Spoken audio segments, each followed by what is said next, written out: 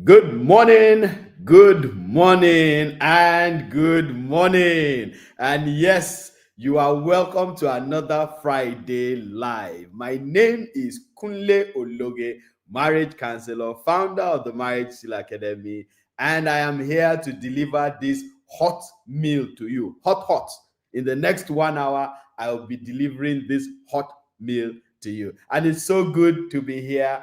I hope that you can hear me. Can you hear me? And can you see me? Please confirm if you can hear and you can see me. Let's be sure that we are all on this stream. Can you hear or can you see me? Just confirm to me in the comment section if you can hear or if you can see me. But every Friday we're here and we are always excited being here live. So I'm still waiting for your confirmation that you can hear and you can see me. Can you hear and see me? All right, beautiful. All right, Cordelia. Thank you very much for being here, and everybody else who is joining here.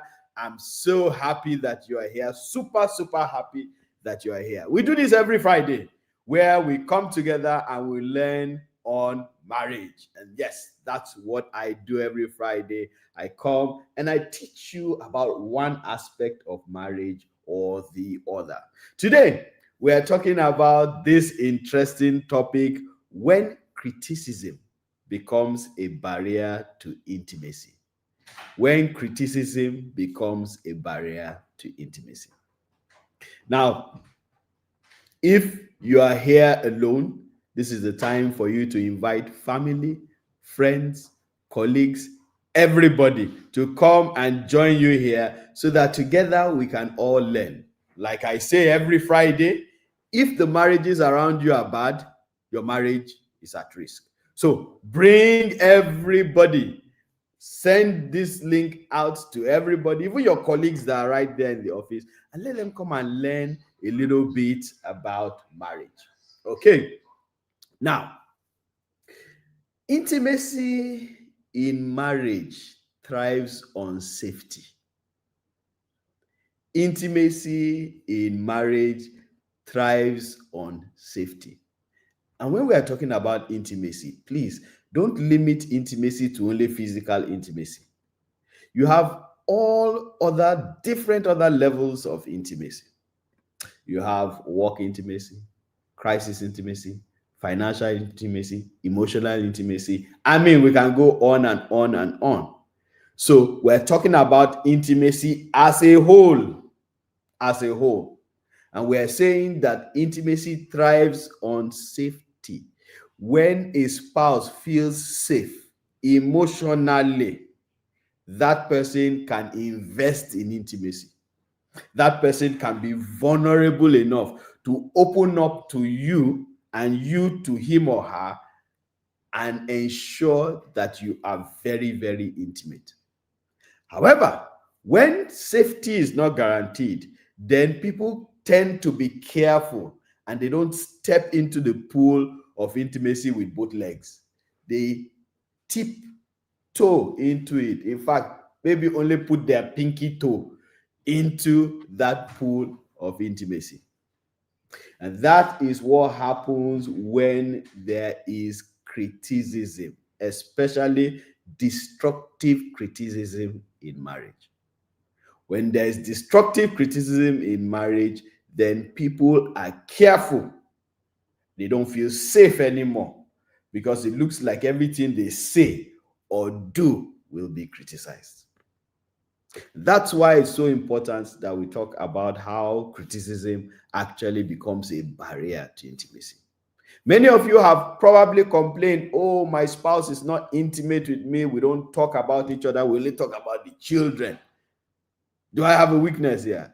When we talk, it's only about the children, school fees, house rent, shopping, but we never talk about each other, what we like, what we don't like, how we feel, how we don't feel.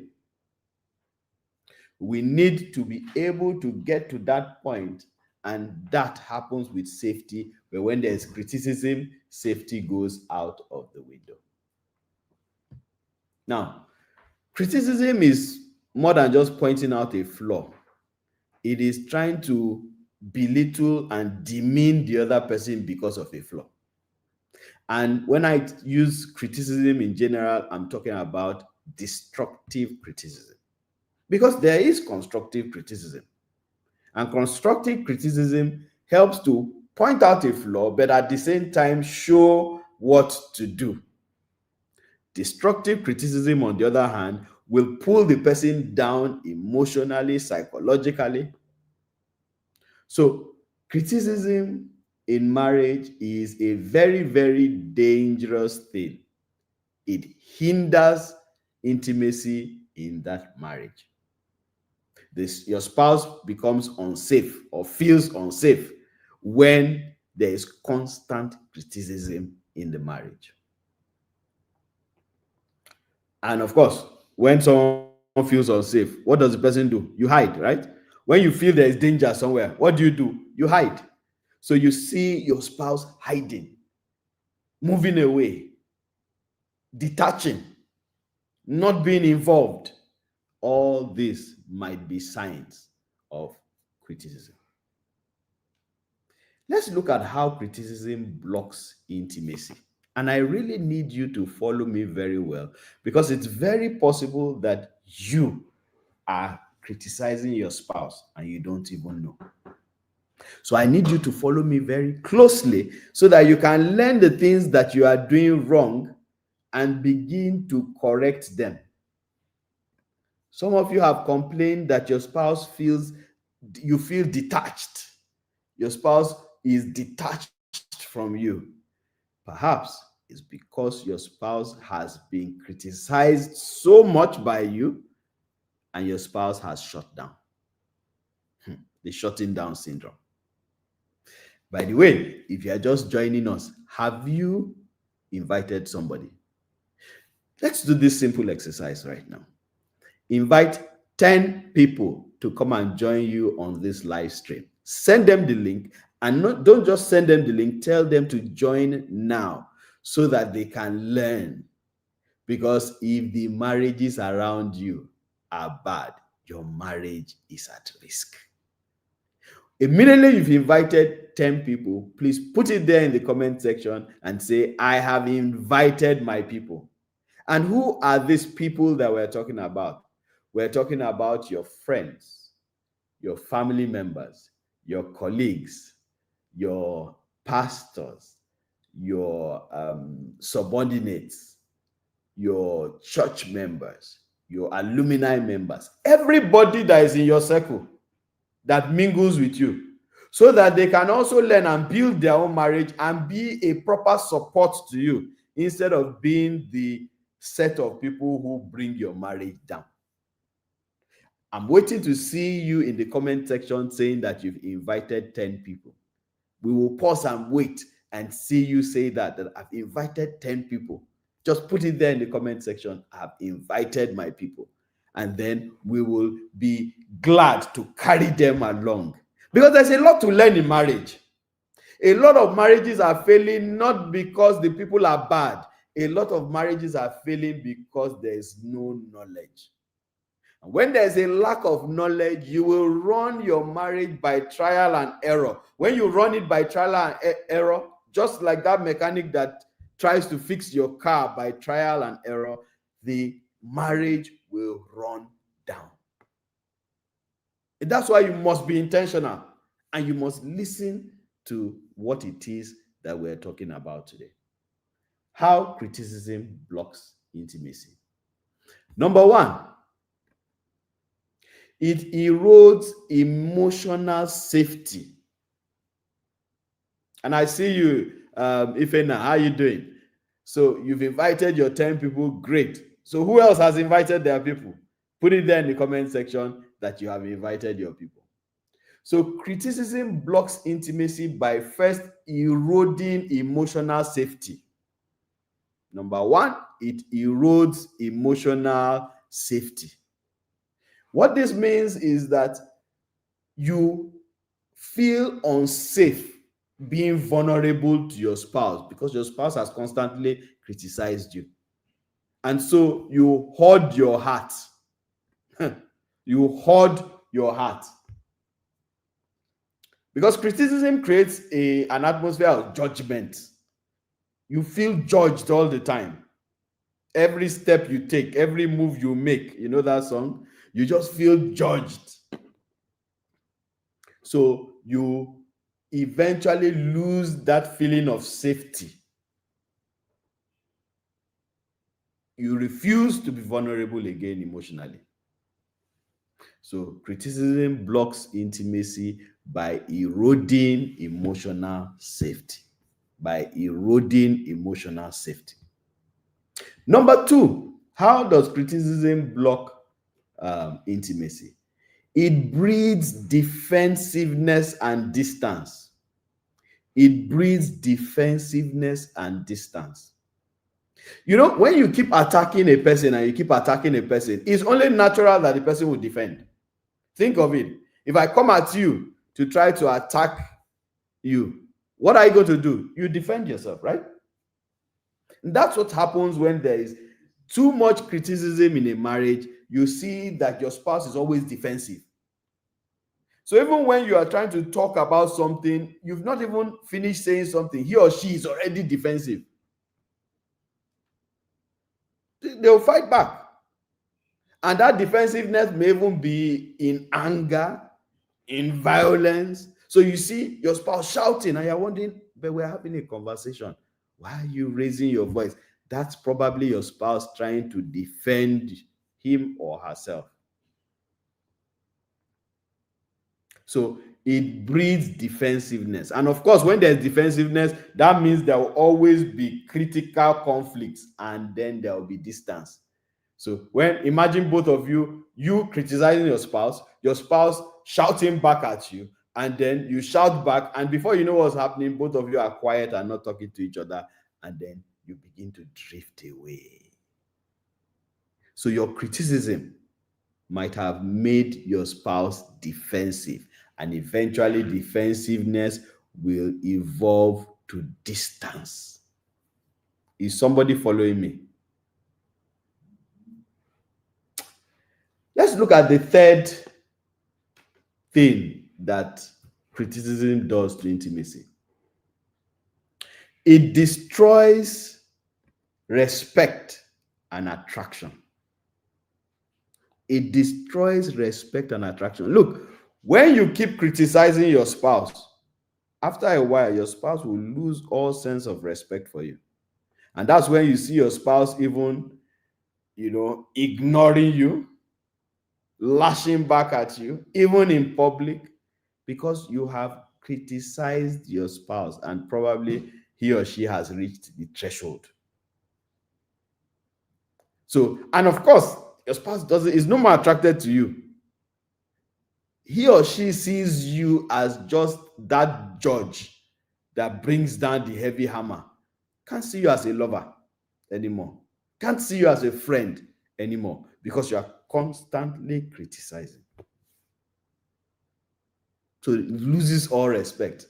As a counselor, I've had people who have lost respect for their spouses, and they'll tell me, say, is it that man? They won't call him that man. Once your wife starts calling you that man or that woman, know that you have lost complete respect.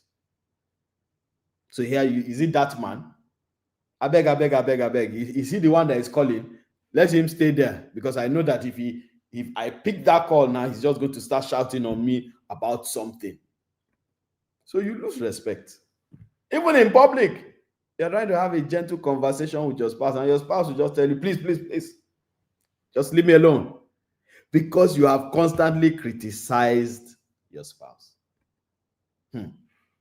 So it destroys respect and attraction. Criticism destroys respect and attraction. Welcome back, Deborah. Says it's been a while on live. Well, welcome back to you. Happy to have you back. Okay. Number 4, what does criticism do to intimacy? It creates a circle of resentment. It creates a circle of resentment. Resentment is the senior brother of anger. Did you hear me? Resentment is the senior brother of anger. When you become angry with your spouse, and angry and angry and angry, and the anger is just building, it will get to a point, if you do nothing about that anger, it will get to a point, it will evolve and cross over to resentment. And resentment is a deep feeling of hurt. That's you feeling, when you look at your spouse, you feel irritated, you feel disgusted, you feel annoyed. So criticism creates that circle of resentment. So you're just resenting your spouse. Then when you think you're getting out of resentment, your spouse criticizes you again, you resent even the more. And then it's just an endless circle of resentment. No affection. It blocks all affection, blocks all joy, blocks all play. And yes, you are supposed to play in marriage. Do you know that play is a very important part of marriage? Yes. And I mean physical play. So if you don't do physical play with your spouse, there is something wrong with your marriage. Yes, you heard me. You heard it first here. There is something wrong with your marriage if you do not physically play with your spouse. You're supposed to physically play with your spouse, chase each other, tickle each other, laugh, do pillow fights, do water fights, whatever it is you want to do, but play. Because as an adult, you're still a human being, and every human being needs to play. And I mean, who are you going to play with? Your spouse. That's why you have your spouse there. So you may be out there, you are that chief executive, always dressed, like a stallion. But at home, you should be able to play. Leave that your dressing, remove your suit, remove your tie. Play with your spouse. Play with your spouse. So when there's too much criticism, you will have circles of resentment, and it will take away joy from your home. And your home is always supposed to be joyful. So these are a few of the things that happen, or a few of the things that criticism causes in a marriage, and it affects intimacy. And if you are just joining us, we said we're not just talking about physical intimacy. We're talking about all the intimacies: financial intimacy, emotional intimacy, crisis intimacy, all the intimacies, spiritual intimacy. When there is criticism, it blocks the way for all these intimacies. So what's the difference between negative criticism and positive criticism? The one you call constructive criticism. So what's the difference between negative or destructive criticism and constructive criticism? Follow me. In negative criticism, you will hear something like, "You are so lazy, you never help me with anything in the house." When you start saying things like that, that's negative criticism. Constructive criticism will say something like, "I really feel so overwhelmed with work, the house chores. Can you please give a helping hand?" Can you see the difference? You've passed the same message, but one, and you've pointed out the flaws in both messages. But one is destructive, it brings down the person. The other one tells the person what needs to be done. So, which one do you apply? Is it the constructive criticism, or is it the destructive criticism? You will find out that many times the criticism is destructive, because you're just pointing out the flaws, and in doing that, you bring the person down. So the difference is in the tone and in the focus. Whereas destructive criticism is focused on pointing out the faults of the other person, constructive criticism helps to tell the person what to do. Are you seeing the difference? So you must understand this difference. And because a lot of people will say, are you saying that I should not tell my spouse that he has done the wrong thing or she has done the wrong thing? No, no, no, not at all. We've not said that. We've only said that the tone you use in telling your spouse needs to be constructive. Because what's your aim? Is your aim just to judge your spouse and make your spouse feel bad about what he or she has done wrong? Or is your aim to correct your spouse? Ask yourself this genuinely. A lot of people claim they're trying to correct their spouses, but it's not true. And this comes from your upbringing. A lot of us were criticized negatively.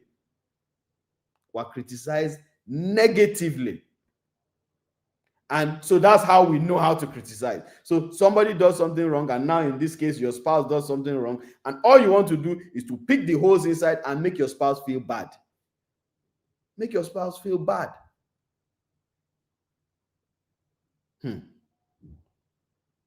Vera says, I feel statements are quite helpful, but some people still feel, why should you even feel that way? And still feel like you're criticizing them. There are some people who have low self-esteem. That's a different case. So Vera, you are talking about people who already have low self-esteem.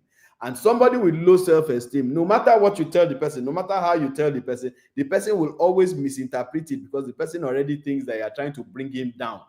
The person is already feeling down with himself or herself, and the person feels you are trying to bring himself. So that's a different case.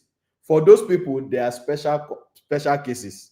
Those ones need to deal with their low self-esteem.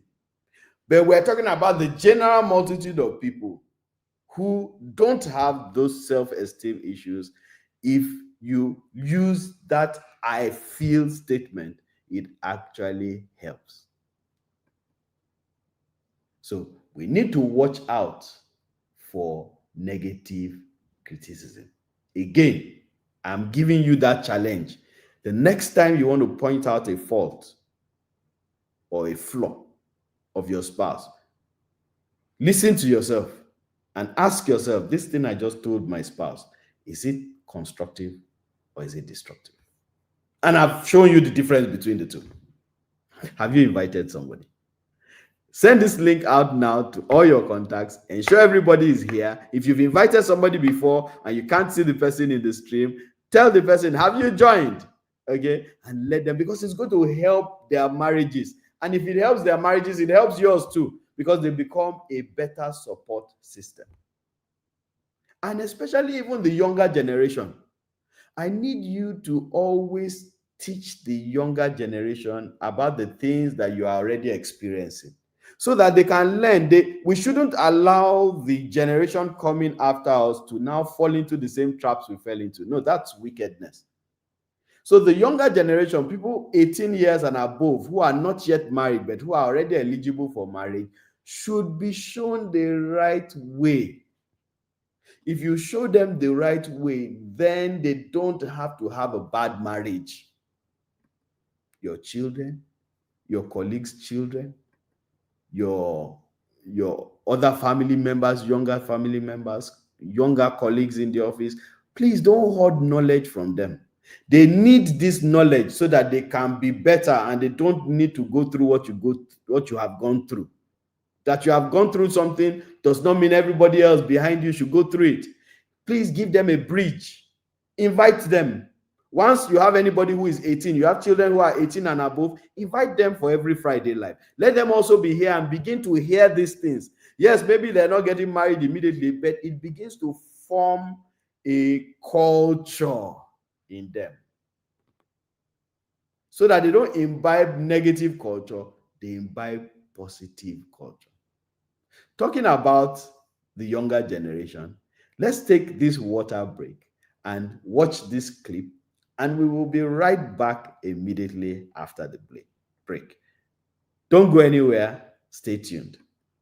Because she's very, very tall. Tall is number one. This is dark skin. Don't go to Steffi. All those albums. Dark. I like my name. Very rich. Rich, oh. Very rich. What's happening here? She's driving the latest car. A Lamborghini. Hey! Oh, chim. Amaka, Amaka, baby, what are you doing? You Now, see jam you are writing. I just Hey, this girl, what are you doing? Tell me. I'm writing the list of the qualities of my man. Man, Yes, hey, let me must be see very now. tall, must be dark, must be handsome, must have money, must be driving the latest, what they call it, that Lamborghini. Which one Must you want also, carry if you carry all these ones if now? we carry your own Gary, but we have money. Huh? That one is Wait, very wait, my important. friend, wait, wait. All these things now doesn't even really matter. Ah. I mean, if this one does not matter, what else not matter? Imagine you have all these things now, eh? And there's one thing that is missing in that marriage. What else if my husband is stuck and so he has money for my child? What else is missing? My sister, nothing can be missing again now. He has money. Allow me land, my friend. Oh yeah, land helicopter. Do you know that marriage, it's not just about preparing for wedding. You can do wedding, they will dance, dance, dance, dance, dance. What's the difference between wedding and marriage? Wedding is an event that happens in one day. But you see, marriage is a lifetime thing. So you have to prepare towards it. You need counseling, you need to take courses, you need to read books. I mean, you need to actually prepare for a marriage and not just a wedding. Think about it, my friend. Yes, you don't just prepare for wedding alone, you actually prepare for marriage. And how can you do that? By joining us this November in the Marriage Skill Academy, our upcoming course, Becoming Mr. and Mrs., where you get equipped to become a husband and a wife. Details will be shared shortly after this video.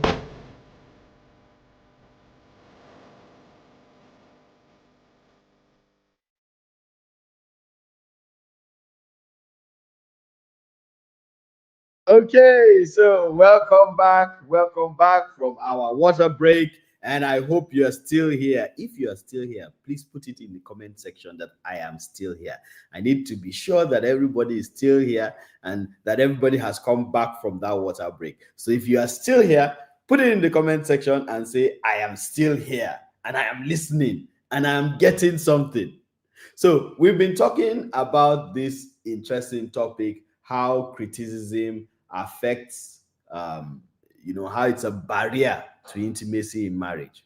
How criticism is a barrier to intimacy in marriage. And we've spoken about what criticism is. We've spoken about the barriers it causes in marriages. And we now want to talk about the things that you can do to criticize constructively instead of destructively.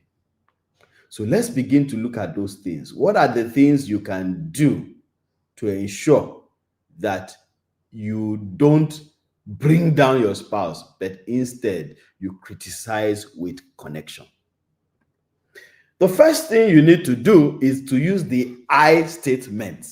The I statement, me. Now, when we say the I statement, what are we talking about? When you want to tell your spouse that he or she has done something, can you try to focus on what you are feeling instead of what the person did? It simply means instead of saying, you didn't wash these plates well, you can simply say, I feel sad that I had to wash these plates again. You could have at least washed them well. Can you see that when you use that kind of tone, it it it softens the ground?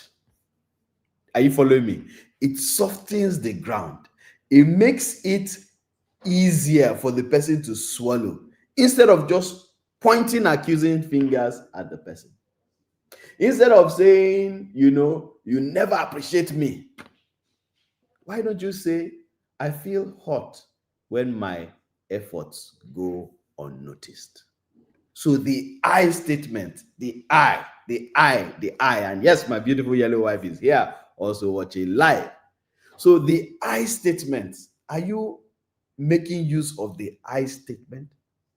This statement, as simple as it sounds, you may wonder what's the difference. I mean, I can just tell you what you did. Why must I say what I feel? But when you do it that way, the person kind of first sees how he has hurt you or she has hurt you, but at the same time also sees what he has done wrong. So focus on the I feel, I feel this way, I feel that way, I think this way, I feel this way. It will help your spouse to swallow that criticism easier. This is something you must do. The next thing you want to do is that you want to focus on solutions, not faults. Is somebody writing it down there? Focus on solutions and not faults. You see, why you say criticism is constructive, it means it builds you up, improves you, makes you a better person. And it is solutions that will make you a better person. So you tell the person has done wrong, and you also tell the person what you think he should do. That is constructive criticism. So instead of, just focusing on what went wrong, yes, mention what went wrong, but also mention what should be done. Focus on the solutions, not the fault. Let's assume that you get home, and you, as a man, you get home and you were expecting that your wife would have cooked the meal, but the meal is still being cooked when you go home. Instead of just focusing on, oh, this meal should, this meal is late. Why is this meal late? Why don't you say, I think that if you start cooking earlier, we may not need to eat late. So you've provided a solution. You've pointed out that it's late. You've also provided a solution as to what to do. So you need to provide solutions, not focus on faults. Provide solutions. Maybe your kids go late every day to school, and maybe it's your husband that drops them in school. Instead of saying you are always late, these children are always late, their teachers are always sending notes that they are late. Instead of focusing on that, you need to instead say, is it possible that we find a new route that boycotts the traffic so that you won't get late to the children's school? So focus on the solutions. Yes, the problems are glaring. Sometimes even the person already knows what the problem is, but you're not helping the person if you're not providing solutions. So focus on the solutions, and it will help to build the person. It will make the person a better person, and the person will stop making that mistake or creating that flaw. So focus on solutions and not the faults. Number 3, appreciate more than you criticize. Appreciate more than you criticize. This is very important. You know what? We don't appreciate each other well enough. We actually don't appreciate each other as married couples well enough. And because you are not appreciating your spouse, you find out that your spouse, even when you try to criticize, even when it's constructive, your spouse takes offense because your spouse is already angry with you. In fact, do you know that there are many people who have gentle, or should I say, little resentments here and there for their spouses? So the resentment is not big, it's very little. And that resentment is coming from the reason of a lack of appreciation. Yes, your spouse is doing what he or she is supposed to do. However, that doesn't stop you from appreciating your spouse. Appreciate your spouse for everything. Your wife wears a new hairstyle. Thank her, because she's wearing the hairstyle for you first. Before the entire world. It's for you first. Say, wow, this is really looking nice. Thank you for always looking so beautiful. Your husband takes out the trash. Oh, thank you, darling. I mean, the kitchen is smelling great because there's no trash in the kitchen. Your wife pays a bill. You say, oh, so thank you for this support that you're always giving me. In fact, if every wife supports their husbands like this, then husbands will not have a problem in this world. Appreciate each other for those things that look very, very small. The person who is appreciated is always ready to do more. The person who is appreciated is always ready to learn. The person who is appreciated is always ready to take correction. But when there is no appreciation whatsoever, once you bring any criticism, even if it is constructive, the person will defend. So appreciate more than you criticize. This is too important. Are you appreciating your spouse? When last did you appreciate your spouse? Some of you have your spouses here right now who are watching live with you. They may not have made a comment, but you know your spouse is here. Or you know your spouse is going to watch this later on. I need us to do something right now. Everybody, please pick one thing and appreciate your spouse for it right here live. Just say, you can call your spouse's name or call the pet name you call him or her and say, I appreciate you for X, Y, Z. I need us to do that exercise right now because I want it to be practical. I want the practicality of this appreciation. This little tool of appreciation is a very, very powerful tool in marriage if you use it. So go on, put it in the comment section and write directly to your spouse what you are appreciating him or her for. Write it there. I'm waiting to see the comments. I want to read them. Okay, I want to read them. So write like you're writing to your spouse. If your spouse's name is Jenny, say, Jenny, I appreciate you for always making sure the kids look lovely. Put it there in the comment section right now, and let's begin to, build that culture of appreciation. It's a culture. For some of you, you don't know how to appreciate your spouse because from where you are coming from the houses, and think very well, you were not appreciated. It was not a thing to say well done, thank you in your house, even for food given to you. So I need you to, the appreciations are pouring in. Cordelia says, my boo, I appreciate you for always going over and beyond to make sure we're not in lack. That's what I'm talking about. So I need more. Come on. Where are you? Where are you guys? Are you not here? Can you hear me? Are you listening to me? Okay, it's coming up. Okay. So I appreciate you for being so supportive, especially helping with the laundry and cleaning. It means much to me. I hope you are listening to your spouses. Please, everybody, both the husbands and wives, please begin to appreciate each other right now. Mine, I like the way you always look out for and provide for our needs. Lovely. Lydia says, Daniel, I appreciate you for always putting us first in all that you do. Wow, that's great. Is it only the women that are appreciating their husbands? I appreciate you for our children's welfare. That's what Essay says. Great. Akinoe says, my dear, I appreciate your support even while I'm away always. And at least we have one man. Where are the men? Men, come on, guys. Don't do this. Come out and appreciate your spouse. Come out and appreciate your spouse. Okay? This is a lesson for you, and then you take it up from here.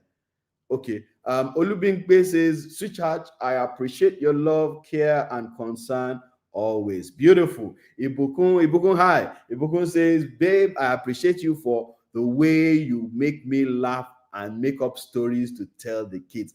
You see, it looks little. Making you laugh looks little, but wait until the person doesn't make you laugh anymore. And then you now see that, wow, it's such a big thing. And I'm so happy you're picking that. That's a nice one, beautiful. Mr. Chris, Professor Chris says, I appreciate you for helping me work on my diet and fitness.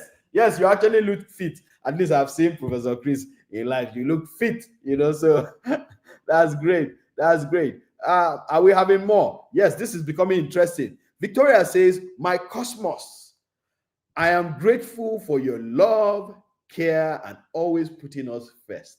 I am grateful, sir. Lovely. And Abby, hey, all the way from Australia, says, my lovely wife, Lola, I want to thank you for all your support. I appreciate and adore you. Lovely. And Ifena says, dear wifey, I appreciate you for giving me peace of mind and support. Can you see?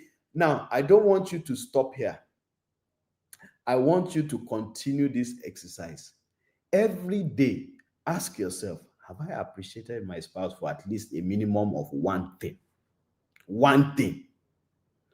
I want you to ask yourself every day, have I appreciated my spouse for a minimum of one thing? And my wife is here. saying, I appreciate you, the girl, for ironing my clothes for almost 17 years. Yes, yes, yes. I've ironed her clothes for almost 17 years now that we have been married. You are right. And I love you right back.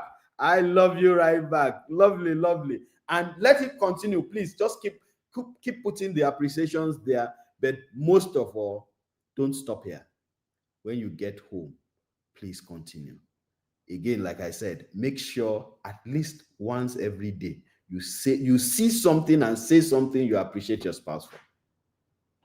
How else do you become constructive? Practice empathy. Practice empathy. And I see you, Gold, my Lord. I appreciate you for the sacrifices you make for me and the children. Lovely. So practice empathy. What's empathy? Empathy means you removing yourself from your shoes and putting yourself in your spouse's shoes. That's empathy. You need to be able to practice empathy regularly in your marriage. That way, you will find out that before you even talk to your spouse, you would have asked yourself, how would my spouse feel if, how will I feel if I hear the same words I'm about to tell my spouse? So that's what empathy does for you. If you practice empathy, you will be less destructive in your criticism and you'll be more constructive in the criticism. So practice empathy. Before you speak, before you make that correction, ask yourself, if I am spoken to in this way that I want to speak, will I be happy about it? If your answer is no, then quickly rephrase what you want to say before it comes out. Before it comes out. Okay. The next one is you need to plant yourself in a community of growth. You need to plant yourself in a community of growth. Now, look, understand that everybody grows in a community and imbibes the culture of that community. Today, I'm sure you've heard me talking about communities cultures several times. Yeah, I've talked about different cultures. You must understand that the easiest way for you to imbibe culture is by being in a community of that culture. Like this appreciation I've told you. The problem with many of you is that your homes, where you are coming from, there was no culture of appreciation. Nobody says thank you. It's just everybody just, once you do something, they say, yeah, that's what you're supposed to do, and everybody moves on. So there's no thank you.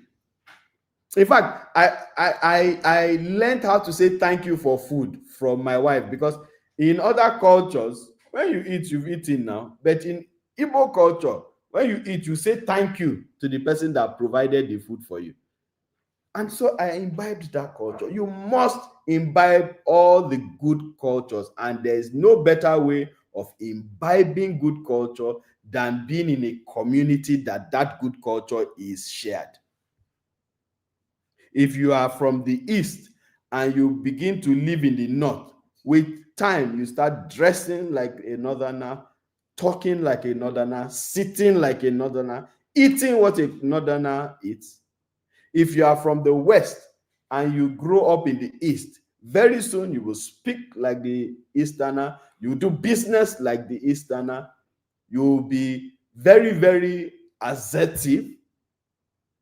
So where you plant yourself determines to a large extent the culture you imbibe. And you need to plant yourself in the right place.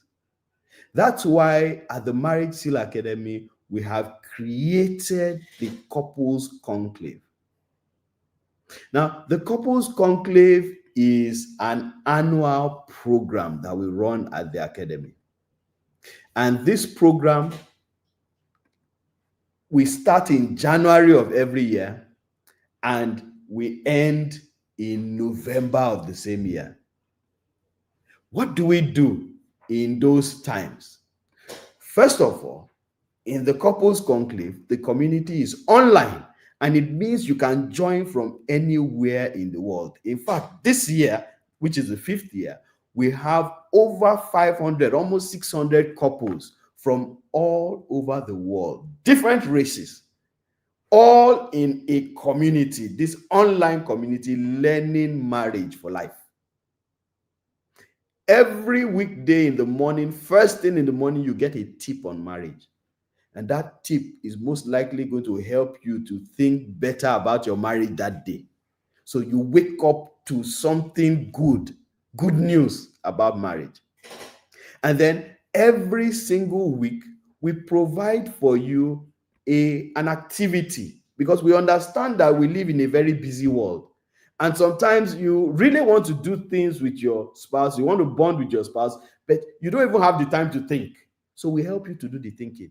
And we create a bonding activity every week. Sometimes it's dancing, sometimes it's speaking in an accent, a funny accent, sometimes it's karaoke, very, very interesting things. So you get to do those things because we help you and show you. Then every month, once every month, we have a master class on marriage. A master class on marriage. And every bi-monthly, twice in a month, we have a book review. So we read a book, sit down, and review the book. And once every quarter, we have a gender conference where we take people, the men go to one side, and the women also go to one side and meet and discuss things that pertain to them.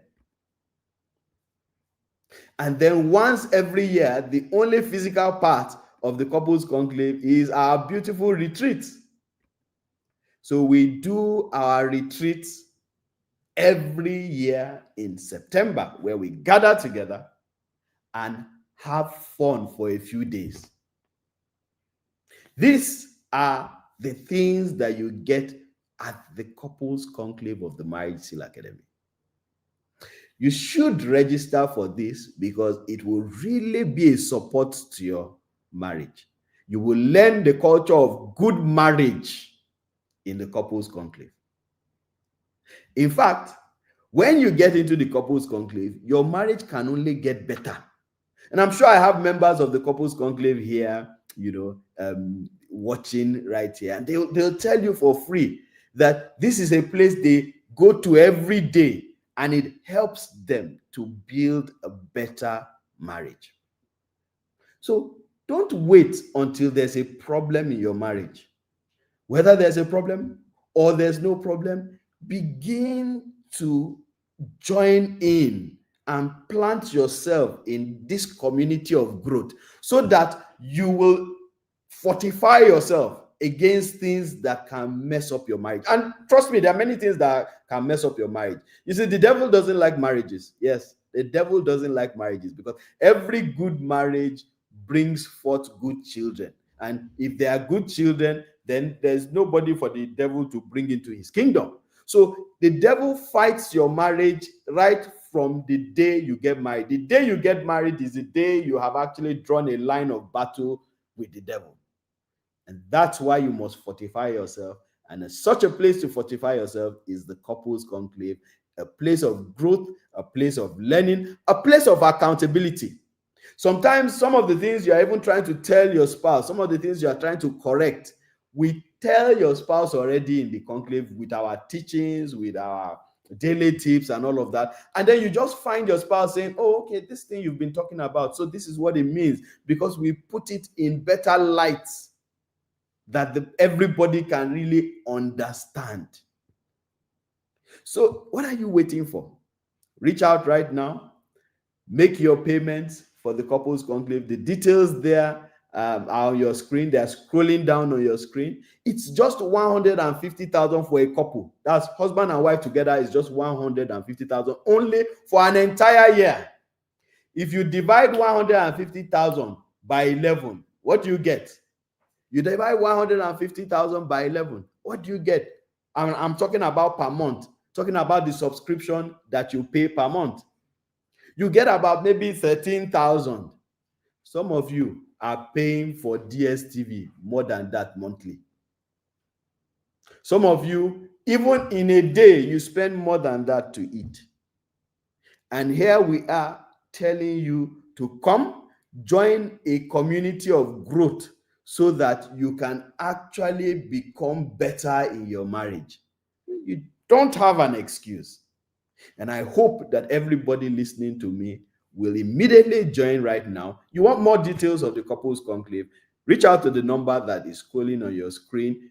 Just send the chat Couples Conclave there, and they will give you all the details that you need. So, criticism will thrive if it is constructive.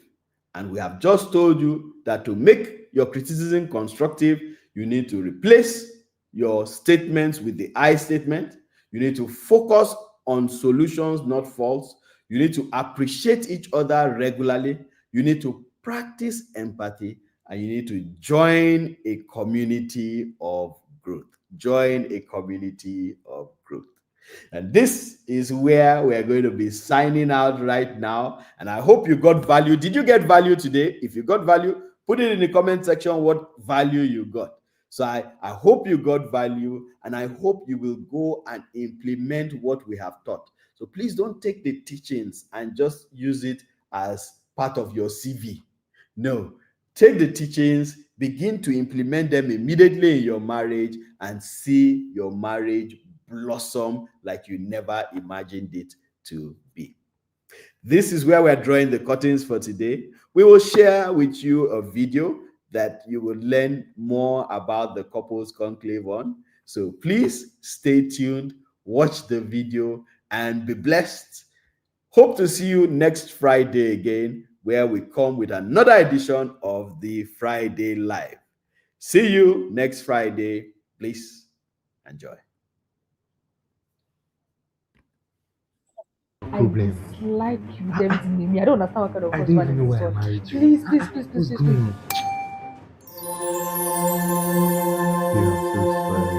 so sorry. I love you so much.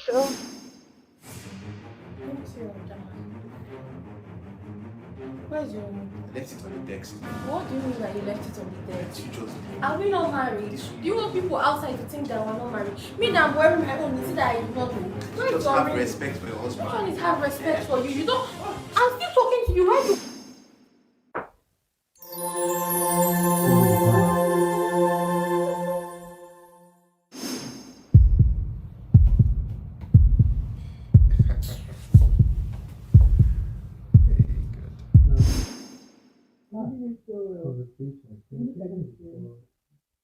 Wow, that's very true. In Jesus' name. Father, in the name of Jesus. Father, I commit my family into the hands of God. Father, I commit my family into the hands of God. I commit my household into the hands of God. I commit myself into the hands of God. I commit my husband into the hands of God. Father, I commit myself into the hands of God. I commit myself into the hands of God. In Jesus' name, I pray. God, have mercy upon us, O Lord, in Jesus' name. Have mercy upon us, O Lord, in Jesus' name. That's very true, sir. That's very true.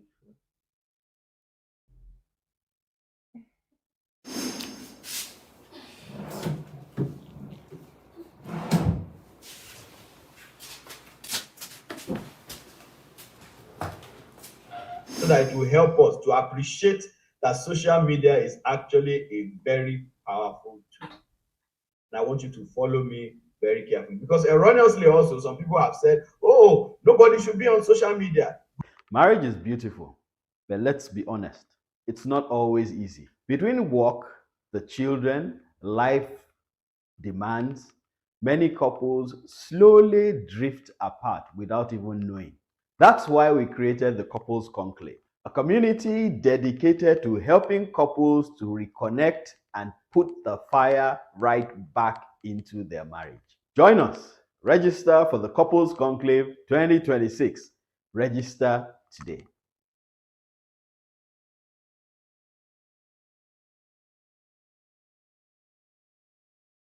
Has really been helpful in our marital journey, and it has helped our communication, our understanding of each other better, and being more compassionate to one another. Couples Conclave has been that community that has created a new culture in our home, in our lives, in our marriage?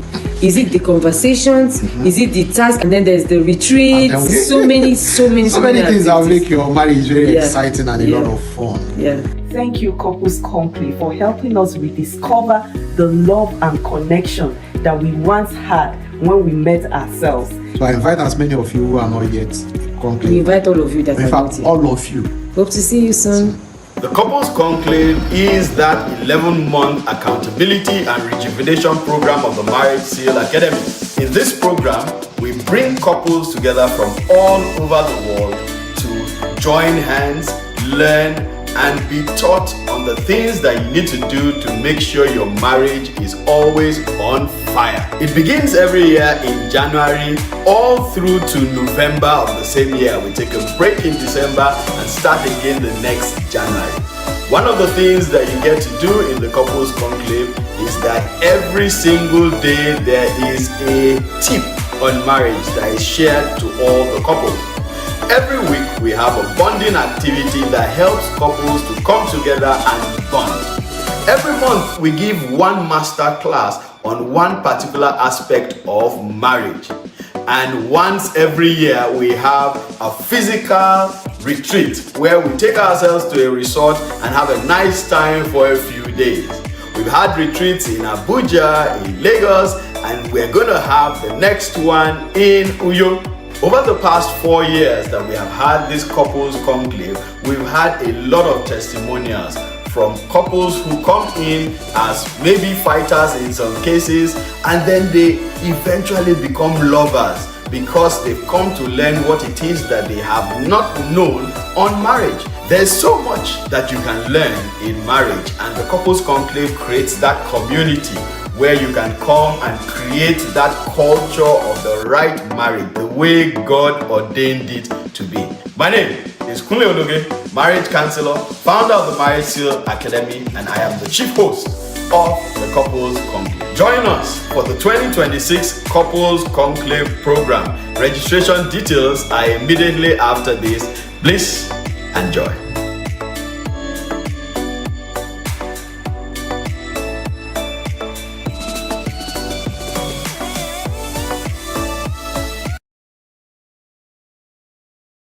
Couples Conclave is a place to be,